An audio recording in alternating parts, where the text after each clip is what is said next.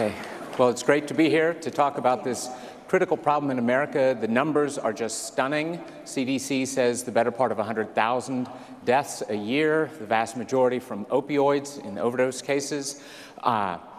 What is happening? Is it getting better or worse, Kellyanne? Well, thank you, CPAC, for having me again. And I'm really glad, I'm very happy that CPAC is shining a light on this issue. The president declared a public health emergency in the first year in office. The president and the first lady both work on this public policy crisis. We call it the crisis next door because it is indiscriminate. The opioid and drug supply, drug demand crisis does not discriminate by race, by age, by gender, by socioeconomic status, by geography. It literally is in every nook and cranny in this country.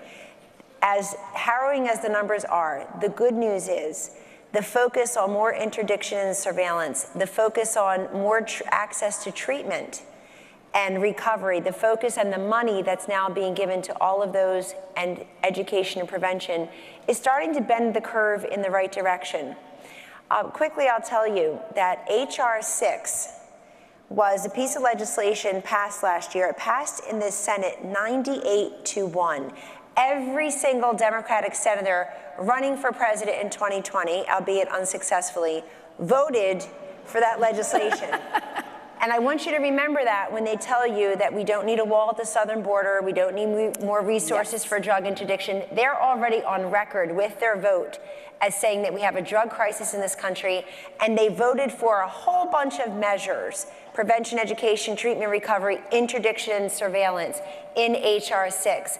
CPB and ICE have interdicted historic amounts of fentanyl. Fentanyl is an instant killer, and a tiny little grain of it can wipe us out. Little grain. And it's being laced into marijuana, heroin, meth, cocaine, and street drugs. And I want to tell the youth out there watching and here in the hall, this is not just something you can do and before. You can save a life. You can help destigmatize, break through the silence and the stigma. You're worth more than taking some street pill. You have no idea what the source of that pill is. You have no idea if it's increasingly laced with fentanyl, synthetic opioid being mainly manufactured in China and being brought into this country through different ports of entry, through our mails, and yes, illegally as well. But ICE, those who want to abolish ICE would be giving up the 2,200 pounds of fentanyl that they interdicted over the last several years alone. And my hat's off to the brave men and women at Customs and Border Patrol and ICE for keeping us all safe with the drug crisis. Thank you.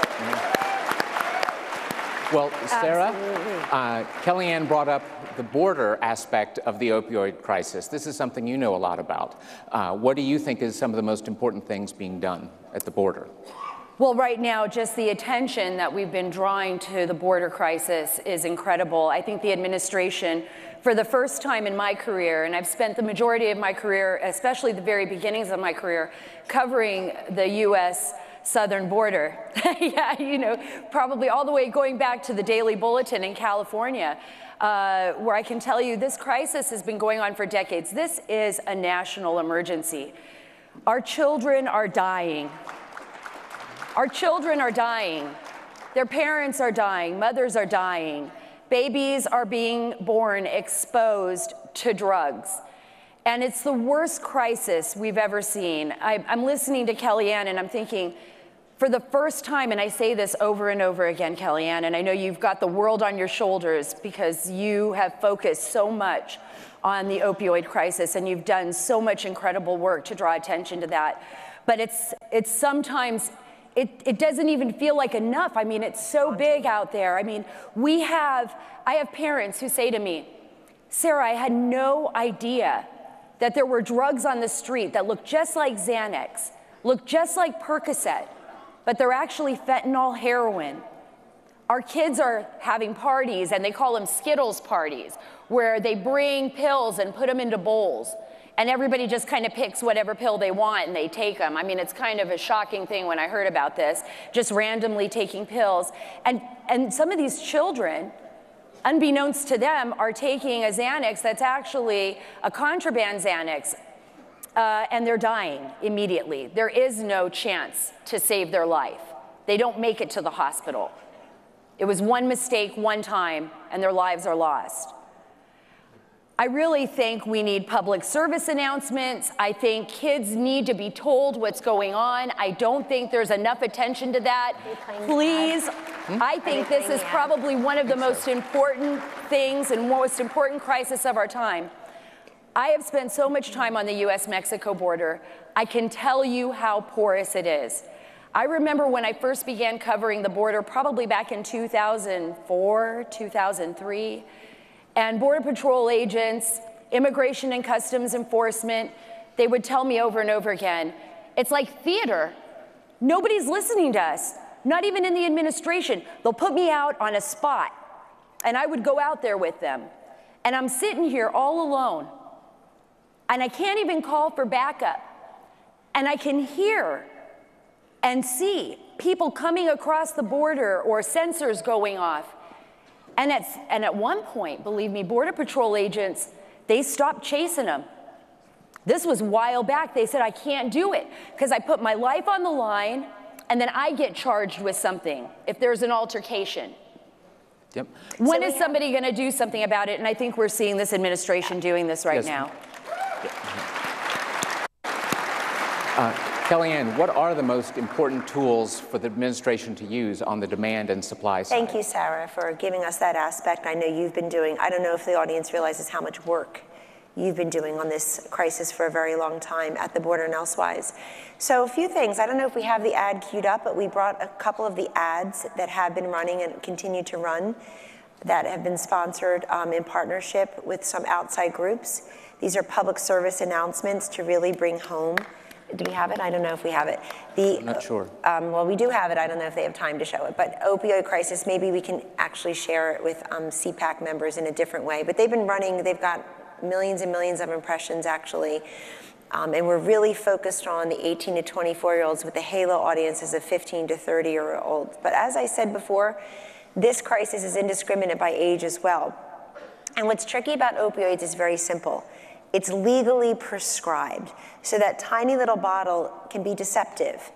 It bears the label of the family doctor and the local pharmacy, and it was legally prescribed to help someone manage his or her pain. The issue is the overprescription, and I'm happy to say that under the president's leadership, in concert with many different governors and other state health officials, and the whole of government approach in his administration, much of the overprescription is starting to melt away because whether it's through guilt, professional responsibility, fear of liability, more information, whatever the combination is, it's working because we're getting fewer pills into the supply chain. Number two, there's something called National Take Back Day. It's gone on for about 8.5 years. And it's the last Saturday in April, so it's coming up, and the last Saturday in October. This is important because it's the day when you can bring your unused, expired, unneeded drugs to police stations, local pharmacies, many other places. One thing we're doing in the administration is we're trying to make every day Take Back Day. So you don't have to have the pills sitting around for 6 months until the next Take Back Day. Many community pharmacists, many chain pharmacies, certainly our National Safety Council provides ways to the public to dispose of these drugs safely and legally before, in between the take-back days. The First Lady has really brought great attention to an issue that Sarah just touched upon that I would like to amplify for a moment. The First Lady, Mrs. Melania Trump, is very committed to the NAS babies, neonatal abstinence syndrome. 1 in 100 babies born every day in this country are already exposed or chemically dependent on some type of drug or substance. That's 150 babies each day struggling to take their first breaths. And since we already have the most pro-life president in American history, this, just thought I'd get that in there. This is a natural extension of that, is trying to help those newborns. There is more additional funding and additional awareness in the legislation that I talked about before that the Democrats all voted for in the House and the Senate. Every single Democrat that voted, and every single Democratic senator did vote, voted for that legislation, and I don't want you to forget it. The other tools that are important is for people to understand pain management need not always mean pain medication, and that we're not talking about the millions and millions of Americans, my own mother included, hi Mom, who rely upon pain medication to get through their daily lives. That's chronic pain medication. We're talking opioids are really meant to be temporary pain relief for the collegiate or high school athlete injury, for the dental procedure. Many of the opioids prescribed to youth are prescribed because of dental procedures and for routine surgeries. We're talking about the management of temporary pain. And so what people need to do is, we're all told, know your own body, you have the right, you do have the right to say no to overprescribing. When your pain is managed, you can bring those drugs somewhere else. But I want to tell you the really great news. We don't believe that treatment and recovery stops in the doctor's office or in the treatment center. We're trying a whole of government approach to treat the whole person. So the displaced worker grant program, for example, things that we're doing at the Department of Labor, the Envision Centers at HUD, private companies like, I think Mike Lindell from MyPillow is here. He set up a Lindell Recovery Center in Minnesota. Thank you, Mike. Belden Industries in Indiana. If you fail a drug test, instead of losing your job, which means you lose the pathway to recovery for many people also, instead of losing your job, Belden Industries and other employers like them will let you keep that job, but you must immediately enter a treatment program. And they're working with local community colleges, and they're working with the local health professionals. Unshattered is a nonprofit that helps women get back on their feet and helps to employ them, connect them with educational employment opportunities. So we're trying to treat the whole person. And frankly, the issue has just been ignored for many, many years, and we're not going to turn a blind eye to it. It's truly the equivalent of an airplane falling from the sky every day in American deaths. I want you to think about that, because if an airplane was falling from the sky every single day, we would all stop and say, why are the airplanes falling from the sky? So essentially, the president is saying, pay attention to it that way. Join me, he is saying, in doing each of our individual small part in combating the single worst drug crisis in American history. And I want to just buttress right off of that, because Kellyanne's right. And when you talk to parents who've lost their children, I say, what is one of the biggest lessons you've learned? And they say, take away the shame. Yes. It is our responsibility to face this, because if we're too ashamed to face the truth, too ashamed to listen to our children and to listen to our family members, then the drug cartels are going to win, right? Because they are moving these narcotics in. This is not just about the pharma industry, although, there's bear a lot of responsibility on overprescription, and we've heard that before. But what about the drug cartels, Sinaloa, Juarez, the China market, the Russian market of fentanyl, and the movement of these narcotics into the United States? We have to say no more. You are not allowed to poison our kids. You can try, but we are going to fight you every single day. We are not going to allow you to do this. We are going to back up policies that will change this. And, and then things will change. If we choose to ignore what's happening to our country, we are going to lose a generation of children. I can tell you that. I've never seen anything quite like this than when I went to the epicenter in Ohio and other states who are facing this crisis, where the morgues were so overflowing with bodies that they had to rent freezer trailers to put the children in the freezer trailers outside of the mortuary. I never saw anything like this. I never saw the way people cried and begged and pleaded for someone to just pay attention. And even those that are working undercover in the DEA, in places like Ohio. I mean, Ohio, for crying out loud, middle America, and they're saying it's being divided up by the drug cartels. I mean, the drug cartels own territory in our own country. So think about that. And think about what this crisis is doing, and think about what this administration is doing, because for the first time, we're actually seeing an administration that cares enough to do something about it and not just ignore it. With Kellyanne, there are people, no doubt, in this room at this moment who are facing this crisis in their own families. What would you say to them?